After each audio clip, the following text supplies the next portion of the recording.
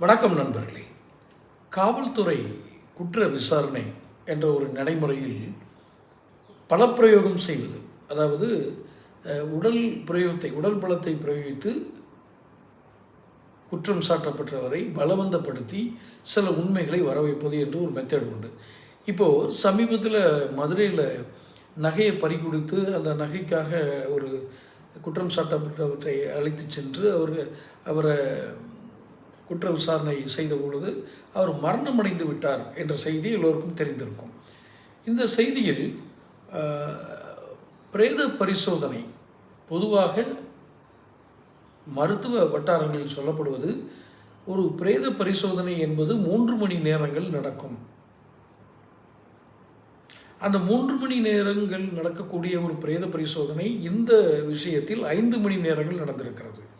காரணம், சில இடங்களில் அடித்ததனால் ஏற்பட்ட 18 இடமோ 8 இடமோ சொல்கிறாங்க. அந்த காயம் ஏற்பட்ட இடங்கள் ஒரு ஆண் உறுப்பு பக்கத்தில் எல்லாம் அடிச்சிருக்காங்க, யூரின் பதிலாக ரத்தம் வர அளவுக்கு அடிச்சிருக்காங்க அப்படின்னு. இதில் என்ன நான் சொல்ல வர செய்தி என்ன அப்படின்னா, உளவியல் அதிர்ச்சி அப்படின்னு ஒரு டேர்ம் கொண்டு வர்றாங்க, ஒரு டெர்மாலஜி. அது என்ன உளவியல் அதிர்ச்சி?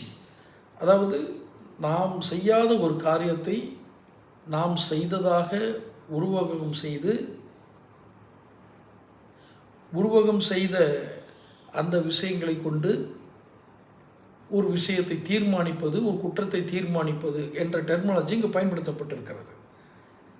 அப்போ அந்த குற்றம் சாட்டப்பட்டவர் தாம் செய்யாத ஒரு செயலை செய்ததாக வற்புறுத்தலின் அடிப்படையில் ஒப்புக்கொண்டால் நாம் என்ன ஆவோம் என்ற ஒரு பதட்டம் அந்த பையனுக்கு ஏற்படுகிறது. அதுதான் அதிர்ச்சி, உளவியல் அதிர்ச்சி என்று நான் பார்க்கிறேன். இந்த உளவியல் அதிர்ச்சி எத்தகைய கொடியது என்று நான் நினைக்கிறேன் என்றால், ஒரு தடியை கொண்டு ஒருவனை தாக்கி உண்மையை வர வைப்பதை விட மிக கொடுமையான ஒரு விஷயம்தான் இந்த உளவியல் அதிர்ச்சி என்று நான் நினைக்கிறேன். இந்த உளவியல் அதிர்ச்சி என்ற டெர்மாலஜியை காவலர்கள் பயன்படுத்தக்கூடாது என்றே சட்டமிட வேண்டும். இல்லை என்றால் குற்றம் சாட்டப்பட்டவர்களுக்கு, குற்றம் சுமத்தப்பட்டவர்களுக்கு உளவியல் அதிர்ச்சி கொடுத்தே ஒரு விதமான வற்புறுத்தப்பட்ட உண்மைகளை வாங்க இயலும் இல்லையா?